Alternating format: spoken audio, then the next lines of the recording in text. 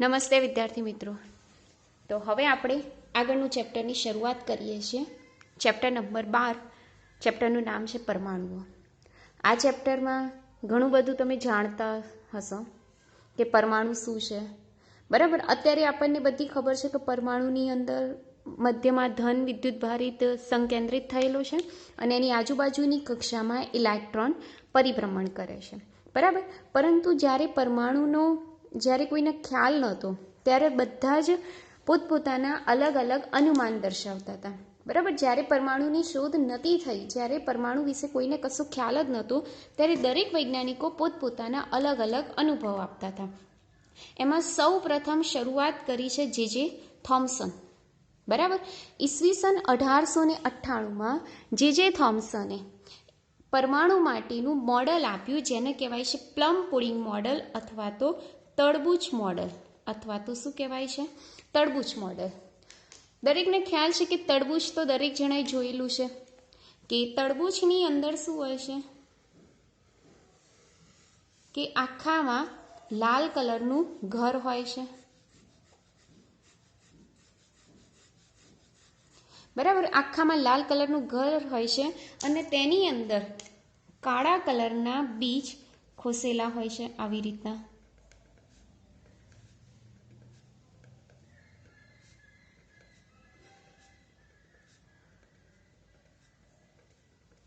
બરાબર. ફરીથી તડબૂચની અંદર શું હોય છે કે આખામાં લાલ કલરનું ઘર હોય છે અને એની મધ્ય વિસ્તારમાં એટલે કે એની વચ્ચે વચ્ચે કાળા કલરના બીજ ખસેલા હોય છે. તો જે થોમ્સન શું કહે છે કે જેવી રીતના તડબૂચની અંદર આ જે લાલ ઘર છે ત્યાં ઇલેક્ટ્રોન ગોઠવાયેલા છે અને આ જે કાળા કલરના બીજ છે અથવા તો લાલ કલરનું જે ઘર છે એમને કીધું ધન વિદ્યુત ભારિત, અને જે કાળા કલરના બીજ ખોસેલા છે એને એ લોકોએ શું કીધું, ઇલેક્ટ્રોન, બરાબર. હવે આ મોડલને એને નામ આપી દીધું પ્લમ પુડિંગ મોડલ અથવા તો તડબૂચ મોડલ, બરાબર. એ વખતે દરેક જણાએ એટ અ ટાઈમ પૂરતું તો માની જ લીધું કે હા, ઇલેક્ટ્રોન આવી રીતના અંદર બીજની જેમ હશે, બરાબર. પરંતુ એના પછી લોકો એક પ્રશ્ન ઉઠાવ્યો કે દાખલા તરીકે ઘટ્ટ ઘન, બરાબર. આ ખાસો સમય જતો રહ્યો આ શોધ્યાનો, અને પછી એવા પ્રશ્નો ઉદ્ભવ થયા કે જે ઘટ્ટ ઘન અથવા પ્રવાહી, ઘટ્ટ એટલે કે જાડું, ઘન તો જાડું જ હોય, પ્રવાહી તો પ્રવાહી એકદમ ઘટ્ટ હોય, બરાબર. તો દરેક ઘટ્ટ ઘન પ્રવાહી એ સતત વિદ્યુત ચુંબકીય તરંગોનું ઉત્સર્જન કરે, સતત શું કરે, વિદ્યુત ચુંબકીય તરંગોનું ઉત્સર્જન કરે, અને એમની સતત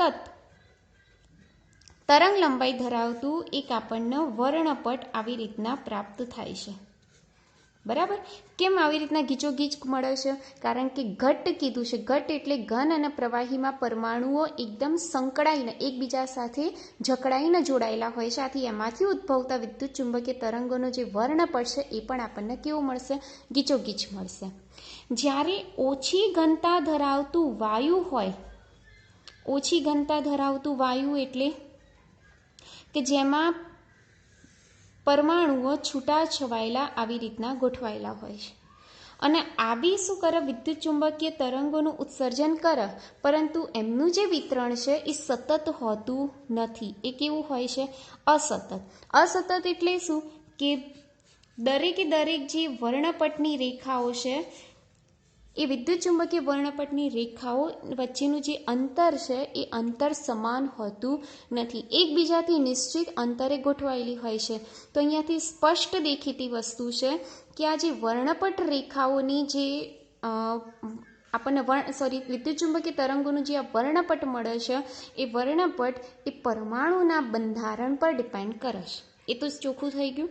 અહીંયા ગીચોગીચ મળે છે, તો કેમ ગીચોગીચ મળે છે? કારણ કે અહીંયા ઘન પ્રવાહી કેવું લીધું છે આપણે, ઘટ્ટ એટલે બધા પરમાણુ એકબીજા સાથે આંતરક્રિયા કરે છે અને એના પછી આપણને વિદ્યુત ચુંબકીય તરંગ ઉત્સર્જિત થાય છે, બરાબર. પણ આની અંદર શું છે, આની અંદર તો બધા પરમાણુ એકબીજા છૂટા છવાયેલા ગોઠવાયેલા છે, તો અમુક વર્ણપટની જે તીવ્રતા છે એ આપણને આંતરક્રિયાથી પ્રાપ્ત થાય, પરંતુ અમુક જે તીવ્રતાઓ છે, અમુક વર્ણપટ રેખાઓ છે એ આંતરક્રિયાથી પ્રાપ્ત થતી નથી, એ પોતાની જાતે જ ઉત્પન્ન કરેલી વર્ણપટની રેખાઓ છે.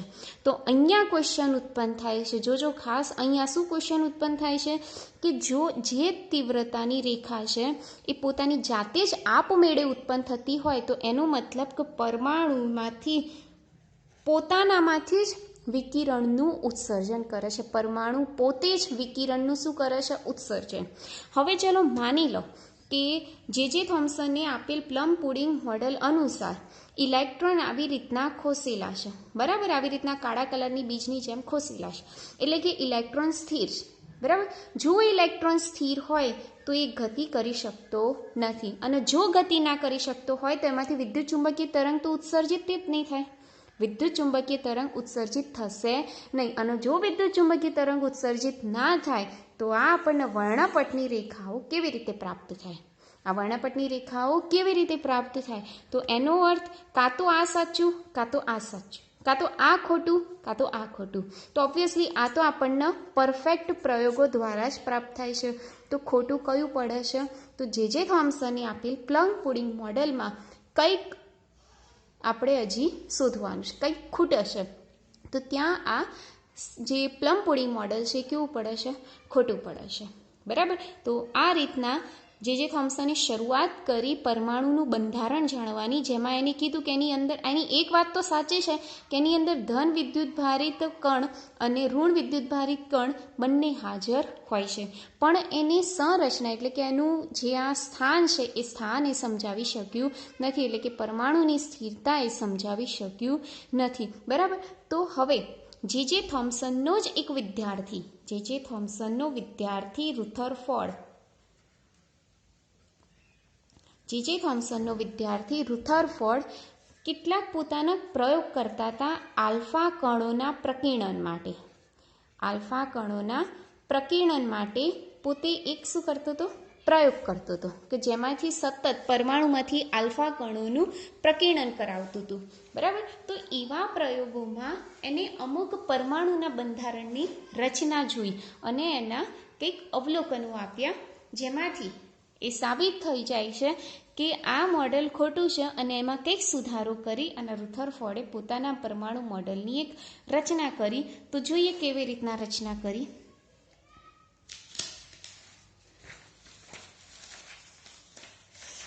એવું કહેવાય છે કે રુથરફોર્ડના બે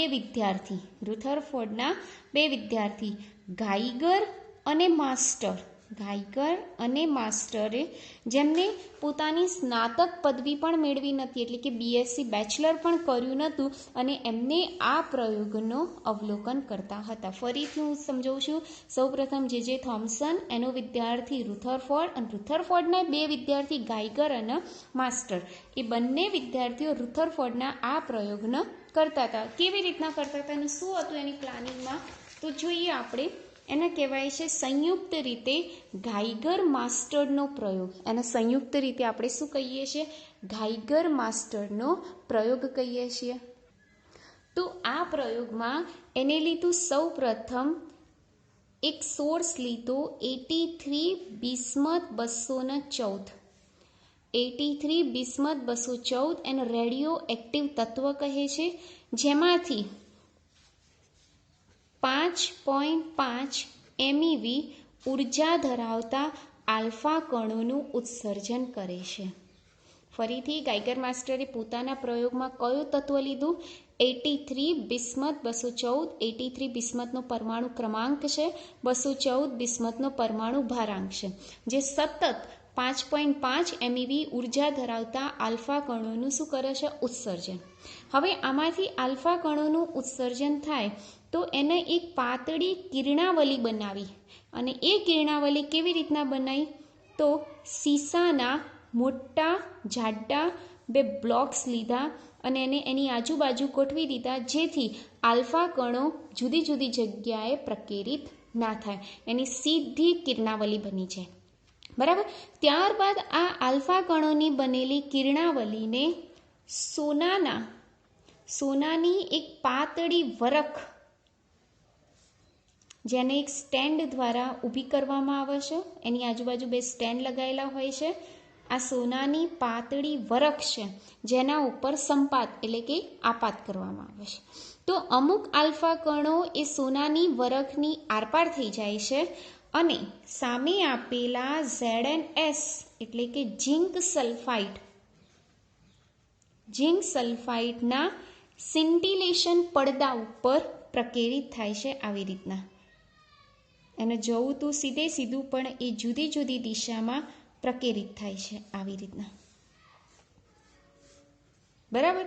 આ ખૂણો આપણે શોધી શકીએ છીએ. કેવી રીતના શોધી શકીએ? તો એની આજુબાજુ આ જે પડદો છે એ પડદાની આજુબાજુ સતત ડિટેક્ટર ફરતું હોય છે. ડિટેક્ટર માઇક્રોસ્કોપ સાથે. બરાબર. ડિટેક્ટર હોય છે જેની સાથે શું જોડેલું હોય છે? માઇક્રોસ્કોપ. જેવું આલ્ફા કણ આ પડદા ઉપર આપાત થાય ત્યારે ત્યાં લાઇટનો ઝબકારો થાય અને તરત આપણે માઇક્રોસ્કોપ દ્વારા જોઈ શકીએ છીએ અને ડિટેક્ટર વડે એ ખૂણો એ નોંધી શકે છે.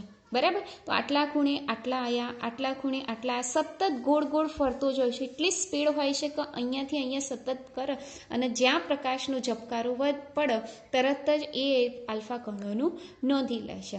બરાબર. તો આ થઈ ગાઈગર માસ્ટરના પ્રયોગની પ્રાયોગિક ગોઠવણી. અહીંયા જે સોનાની વરખ વાપરેલી હોય છે, સોનાની વરખની જાડાઈ લગભગ 2.1 × 10⁻⁷ મીટર જેટલી હોય છે. એટલી પાતળી સૂક્ષ્મ હોય છે. બરાબર. સોનાની જે સોનું છે એટલે કે ગોલ્ડ કહીએ છીએ. ગોલ્ડ એટલે એવું કહીએ છીએ જેનો પરમાણુ ક્રમાંક 79 છે. એનો પરમાણુ ક્રમાંક કેટલો છે? 79 છે. બરાબર. ફરીથી પ્રાયોગિક ગોઠવણીમાં સમજાવી દઉં કે ગાઈગર માસ્ટરે પોતાના પ્રાયોગિક ગોઠવણીમાં એક સ્ત્રોત લીધો 83 બિસ્મથ 214 જેમાંથી સતત એ 5.5 MeV ઉર્જા ધરાવતા આલ્ફા કણોનું ઉત્સર્જન ધરાવે છે, જેનું સીસાના બ્લોક્સ છે. સીસાના બ્લોક્સ વડે તેની પાતળી કિરણાવલી બનાવવામાં આવે છે જેને સોનાની વરખ ઉપર આપાત કરવામાં આવે છે. જેવો સોનાની વરખ ઉપર આપાત કરવામાં આવે છે તો મોટા ભાગના આલ્ફા કણો એ સોનાની વરખની આરપાર થઈ અને જુદી જુદી દિશામાં પ્રકેરિત થાય છે. બરાબર. પ્રકેરિત થઈ અને કોના ઉપર આપાત થશે? તો ZnSના સિન્ટિલેશન પડદા ઉપર આપાત થશે. આ પડદા ઉપર સતત ભ્રમણ કરી શકે તેવું ડિટેક્ટર રાખેલું હોય છે જેની સાથે શું જોડેલું છે? માઇક્રોસ્કોપ, જેને કહેવાય છે ડિટેક્ટર વિથ માઇક્રોસ્કોપ. જેવું આલ્ફા કણ એ ZnS પડદા ઉપર પડે તરત ત્યાં પ્રકાશનું એક ઝબકારું થશે. એ આપણે માઇક્રોસ્કોપ દ્વારા જોઈ શકીએ છીએ અને ડિટેક્ટર તરત જ એ ખૂણા સાથે કેટલા આલ્ફા કણો પ્રકીર્ણન થાય છે એની નોંધ લે છે. બરાબર. તો આ રીતના એના ગાઈગર માસ્ટરના પ્રયોગનો આ હતું. જેવો ગાઈગર માસ્ટરે પોતાનો પ્રયોગ કમ્પ્લીટ કર્યો પછી ગાઈગર માસ્ટરે એક આલેખ પણ બનાવે છે. કેવો આલેખ બનાવે છે? તો કેટલા ખૂણે કેટલા પ્રકીર્ણનો આપાત થાય છે. અમુક એકાધિક એટલે કે 8000 આલ્ફા કણમાંથી એક આલ્ફા કણનું વિચલન પાછળના ભાગમાં પણ જોવા મળે છે. બરાબર. એટલે પાછું ફેંકાઈ આવે, જાતા જતા પાછું આવી જાય છે. એવું 8000માંથી એકનું વિચલન થાય છે. એકનું વિચલન પાછળ એટલે કે બેકવર્ડ દિશામાં થાય છે. પછી મોટા કણવાળાનું બી વિચલન કેવું થાય છે? ખૂબ જ ઓછું. એટલે સૌથી વધારે આલ્ફા કણો આ દિશામાં ફેંકાય છે.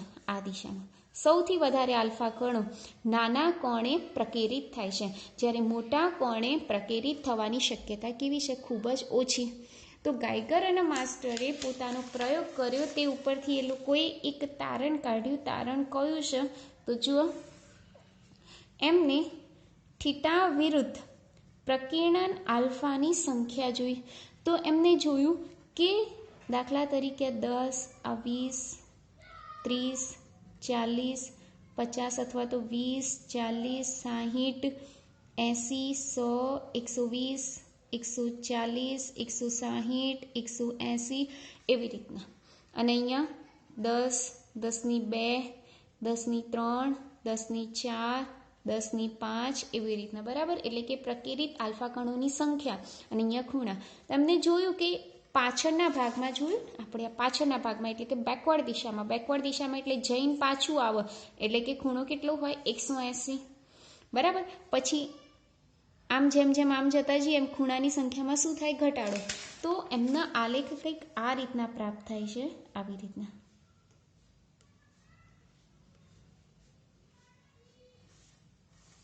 બરાબર.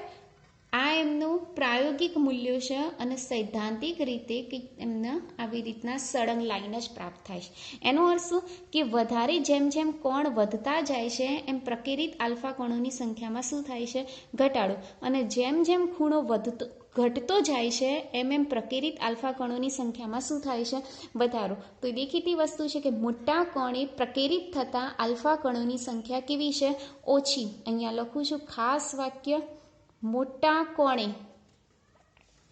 પ્રકેરિત થતા આલ્ફા કણોની સંખ્યા ઓછી છે. પછી એવું બી અનુમોદન કરવામાં આવ્યું કે 1 ડિગ્રી કરતાં ઓછા કોણે કેટલા એટલે કે 0.14% જેટલા આલ્ફા કણો પ્રકેરિત થાય છે.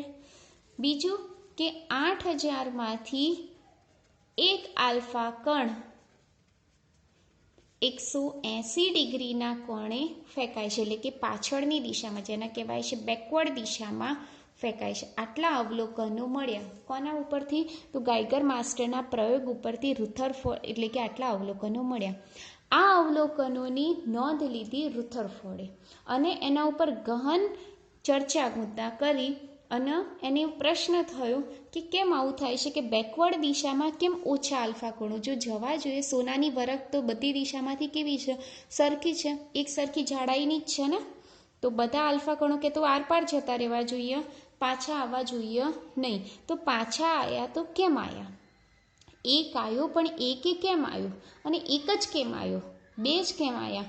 તો એવા એના ઘણા બધા પ્રશ્નો થયા. તો એના ઉપરથી એને એક વિચાર આવ્યું, સોનાનું પરમાણુ એટલે કે પરમાણુની રચના એને થોડુંક જોયું. શું ચર્ચા કરી એના ઉપરથી? તો જોઈએ આપણે. ચલો, દાખલા તરીકે આ સોનાનું વરખ છે, એટલે સોનાનું પરમાણુ છે, બરાબર. જે થોમ્સને કીધું એ મુજબ આખું ઘર હોવું જોઈએ, બરાબર. આખું એ પેલું લાલ કલરનું ઘર અને એની અંદર ઇલેક્ટ્રોન આવી રીતના છે. ખ્યાલ આવ્યો? હવે જો આલ્ફા કણ આના ઉપર પ્રકેરિત થાય તો બધી જગ્યાએથી સમાન જ થવું જોઈએ. તો કેમ એ પાછું આવ્યું? તો એને શું કીધું? તો આવું ત્યારે જ શક્ય બને છે કે આ જે લાલ ઘરવાળો જે બી ભાગ છે ને એ બધો વચ્ચેના ભાગમાં હોવો જોઈએ. ક્યાં હોવો જોઈએ? વચ્ચેના ભાગમાં જ હોવો જોઈએ. અને આજુબાજુના વિસ્તારમાં શું હોવું જોઈએ? ઇલેક્ટ્રોન. એને શું કીધું? આ લાલ ઘરવાળો જે ધન વિદ્યુત ભારિત ભાગ છે બધો ક્યાં હોવો જોઈએ? વચ્ચેના વિસ્તારમાં. અને ઇલેક્ટ્રોન આજુબાજુ ગતિ કરતા હોવા જોઈએ, વર્તુળાકાર કક્ષામાં ગતિ કરતા હોવા જોઈએ. તો જ જો આલ્ફા કણ આવે, બરાબર. બહુ બધા આલ્ફા કણ આવ્યા આવી રીતના.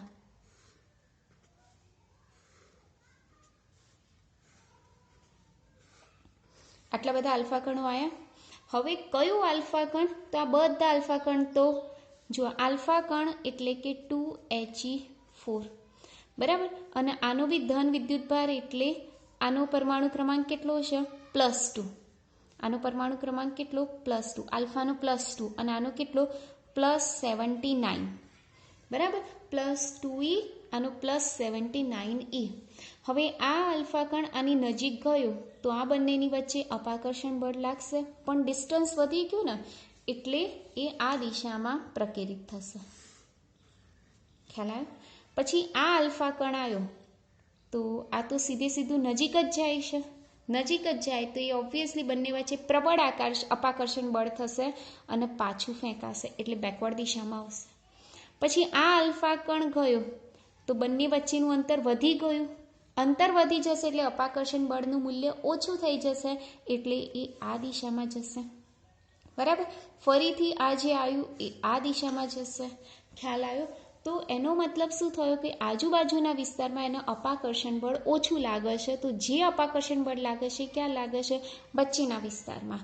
તો આના માટે જ એ આખા પરમાણુનું દળ મધ્યમાં કેન્દ્રિત થયેલું હોય એ ભાગને એને કીધું ન્યુક્લિયસ. એ ભાગને એને શું કીધું? ન્યુક્લિયસ. એટલે ગમે ત્યારે પૂછાય કે ન્યુક્લિયસની શોધ કરવા માટે જેનો શ્રેય ગયો છે એ શ્રેય કોને ગયો છે? તો રુથરફોર્ડને ગયો છે. બરાબર. એને મધ્ય ભાગને શું કીધું? ન્યુક્લિયસ કીધું. જેની ત્રિજ્યા એને 10⁻14 મીટર છે એમ કીધું. અને પરમાણુની ત્રિજ્યા 10⁻10 મીટર છે. જે પરમાણુની ત્રિજ્યા ન્યુક્લિયસની ત્રિજ્યા કરતાં લગભગ 10,000 ગણી વધારે છે. કેટલી છે? 10,000 ગણી વધારે. એટલે પરમાણુ ખૂબ જ મોટું છે ન્યુક્લિયસની સાપેક્ષમાં. એટલે ઘણા બધા જે આલ્ફા કણો છે એ નાના કણે આપણને પ્રાપ્ત થાય છે અને મોટા ભાગના અમુક જ આલ્ફા કણો પાછળના ભાગે પ્રાપ્ત થાય છે. બરાબર. બીજું, એને સંઘાત પ્રાચલની પણ એક વ્યાખ્યાયિત કરી છે. સંઘાત પ્રાચલ. સંઘાત પ્રાચલ એટલે એને આપણે કહીએ છીએ બી. શું કહીએ છીએ એને આપણે? બી. બી એટલે શું? કે આલ્ફા કણનો શરૂઆતનો વેગ સદિશ અને ન્યુક્લિયસ વચ્ચેના લંબ અંતરને શું કહેવાય છે? સંઘાત પ્રાચલ. બરાબર. આના માટે સંઘાત પ્રાચલ કેટલું? 0 છે. કારણ કે આ બંને વચ્ચે તો કોઈ અંતર જ નહીં, અંતર નથી. એટલે બી બરાબર 0 માટે ખૂણો કેટલો મળે છે? 180. પછી જેમ જેમ આ અંતરનું મૂલ્ય વધતું જાય છે એમ ખૂણાના મૂલ્યમાં શું થાય છે? ઘટાડો થાય છે. તો એમ લખી શકાય કે B1 is greater than B2 is greater than B3. એટલે જેમ જેમ બીના મૂલ્યમાં વધારો થાય છે એમ ખૂણાના મૂલ્યમાં શું થાય છે? ઘટાડો થાય છે. બરાબર. તો આ રીતના આપણે સંઘાત પ્રાચલને બી જાણી શકીએ છીએ. સંઘાત પ્રાચલ એટલે શું? ફરીથી સમજાવી દઉં કે આલ્ફા કણનો શરૂઆતનો વેગ સદિશ અને ન્યુક્લિયસ વચ્ચેના લંબ અંતરને સંઘાત પ્રાચલ બી કહે છે. જ્યારે ખૂણાનું મૂલ્ય 180 હોય ત્યારે બી બરાબર કેટલું? 0. જેમ જેમ આ અંતર વધતું જાય છે એમ ખૂણાના મૂલ્યમાં શું થતું જાય છે? ઘટાડો થતો જાય છે. બરાબર. તો આ રીતના આપણે સંઘાત પ્રાચલ દર્શાવી શકીએ છીએ. બીજું, અહીંયા ઉદ્ભવતું જે અપાકર્ષણ બળ છે એ અપાકર્ષણ બળનું બી એક સૂત્ર આપણે કુલમના નિયમ અનુસાર મેળવી શકીએ છીએ. અપાકર્ષણ બળ કોની કોની વચ્ચે લાગે છે? તો આલ્ફા અને ન્યુક્લિયસ. આલ્ફા એટલે આપણે શું લખી શકીએ? 2e. બરાબર. એટલે કે તો ખરા. Q1ની જગ્યાએ શું લખીશું? 2e. અને Q2ની જગ્યાએ કેટલા લખીશું? 79e. આ તો આપણે પર્ટિક્યુલર સોનું વાપર્યું છે. એટલે જો સોનાની જગ્યાએ બીજું કોઈ તત્વ હોય તો એના માટે આપણે શું લઈએ? Ze લઈએ. બંને વચ્ચેનું અંતર કેટલું લઈ લઈએ? r². એટલે અહીં થશે 2kZe² ભાગ્યા r². આ અપાકર્ષણ બળનું સૂત્ર. આની અંદર કિંમતો મૂકીને તમે સાદું રૂપ આપી દો તો બી બંને વચ્ચેનું જે લઘુત્તમ અંતર છે અંતર આપણને પ્રાપ્ત થઈ શકે છે. તો આ રીતે રુથરફોર્ડે પોતાનું પરમાણુ મોડેલ આપ્યું. બરાબર. પરંતુ આની અંદર બી સહેજ ભૂલ આવે છે, સામાન્ય ભૂલ આવે છે. કઈ સામાન્ય ભૂલ આવે છે? તો જો હું તમને સમજાવું. ચલો, રુથરફોર્ડે એમ કીધું કે પરમાણુની જે ધન વિદ્યુતભાર છે વચ્ચેના ભાગમાં કેન્દ્રિત થયેલો છે અને ઇલેક્ટ્રોન એની આસપાસ શું કરે છે? ગતિ કરે છે. બરાબર. એને પ્લેનેટરી મોડેલ પણ કહેવાય. એને નામ શું આપ્યું? Planetary model. પ્લેનેટરી મોડેલ એટલે શું? કે ગ્રહોની જેમ. પ્લેનેટ એટલે ગ્રહ થાય ને, તો સૂર્યની આસપાસ જેમ વચ્ચેના ભાગમાં કેવું હોય છે? સૂર્ય અને એની આજુબાજુ ગ્રહો ગતિ કરતા હોય છે ને વર્તુળાકાર માર્ગમાં. તો એવી રીતના આને બી શું કીધું? વચ્ચેના ભાગમાં ન્યુક્લિયસ છે અને એની આજુબાજુ ઇલેક્ટ્રોન શું કરે છે? ગતિ કરે છે. એટલા માટે એને પ્લેનેટરી મોડેલ કીધું. પણ અહીંયા શું પ્રોબ્લેમ આવે છે કે જો ઇલેક્ટ્રોન ગતિ કરતું હોય તો સતત પોતાની ઉર્જા ગુમાવે. સતત શું કરે? પોતાની ઉર્જા ગુમાવે. જો પોતાની ઉર્જા ગુમાવે તો એનું જે ગતિપથની ત્રિજ્યા છે એમાં શું થાય? ઘટાડો થાય. બરાબર. હજી ઇલેક્ટ્રોન ગતિ કરે તો એની ઉર્જામાં હજી શું થાય? ઘટાડો થાય. હજી એની ગતિપથની ત્રિજ્યામાં ઘટાડો થઈ અને એનો જે આકાર છે વર્તુળાકાર ન રહેતા કમાન આકાર થઈ જાય છે અને છેલ્લે એ ક્યાં જતો રહેશે? ન્યુક્લિયસમાં. જો ઇલેક્ટ્રોન ન્યુક્લિયસની અંદર જતો રહે તો ઇલેક્ટ્રોન અને પ્રોટોન વચ્ચે સતત શું થાય? આકર્ષણ બળ. અને જેના કારણે આ ન્યુક્લિયસની અંદર બી ઇલેક્ટ્રોન સ્થિર રહી શકતો નથી. કેમ? કારણ કે ઇલેક્ટ્રોન તો સતત શું કરે? ગતિ કરે. અને જો ગતિ કરે તો ઇલેક્ટ્રોન ન્યુક્લિયસમાં જાય તો ન્યુક્લિયસની અંદર જે પ્રોટોન છે એ પ્રોટોનને બી શું કરી દે? તટસ્થ કરી દે, જે શક્ય નથી. આથી કહી શકાય કે રુથરફોર્ડનું જે આ મોડલ છે, પ્લેનેટરી મોડલ, પણ કેવું થાય છે? નિષ્ફળ થાય છે, કે તે ઇલેક્ટ્રોનનો ગતિપથ સમજાવી શક્યો નથી. ઇલેક્ટ્રોનનો ગતિપથ સમજાવી શક્યો નહીં. બરાબર? તો આનું જે ભૂલ છે, આની જે ભૂલ કરી છે, એટલે કે આ નિષ્ફળ ગયું, તો એનું જે સફળ મોડલ કહેવાય એ એના પછી નીલ બોહર નામનો વૈજ્ઞાનિક નીલ બોહર આવે છે, જેને પોતાનું એક નવું મોડલ પરમાણુ માટેનું રજૂ કર્યું, જેને બોહર મોડલ કહેવાય છે, અને જેના માટે એને નોબેલ પારિતોષિક પણ એનાયત કરવામાં આવ્યું છે. તો આ રીતના પરમાણુ મોડલની સમજ આવી. સૌપ્રથમ જે થોમ્સન આવ્યું. સૌપ્રથમ જે થોમ્સન, જેને કયું મોડલ આપ્યું? તો તરબૂચ મોડલ, જેને પ્લમ પુડિંગ મોડલ કહેવાય. એના પછી એનો જ વિદ્યાર્થી કોણ? રુથરફોર્ડ, જેના 2 વિદ્યાર્થીઓ કયા? ગાઈગર અને માસ્ટર. આ બંને એક પ્રયોગ કર્યો, જેના ઉપરથી એને કયું મોડલની રજૂઆત કરી? Planetary model. પણ પ્લેનેટરી મોડલ બી ઇલેક્ટ્રોનની જે કક્ષા છે, ગતિપથનો માર્ગ છે, એ સમજાવી શક્યો નથી. એથી એ પણ નિષ્ફળ ગયું. અને એના પછી નીલ બોહર આવ્યો. એ નીલ બોહરે પોતાનું બોહર મોડલ રજૂ કર્યું, જેને નોબેલ પારિતોષિક એનાયત કરવામાં આવ્યું. તો આ નીલ બોહરે કેવી રીતના પોતાના મોડલની રચના કરી એ આપણે નેક્સ્ટ લેક્ચરમાં જોઈશું. આજના લેક્ચર પૂરતું આટલું. Thank you.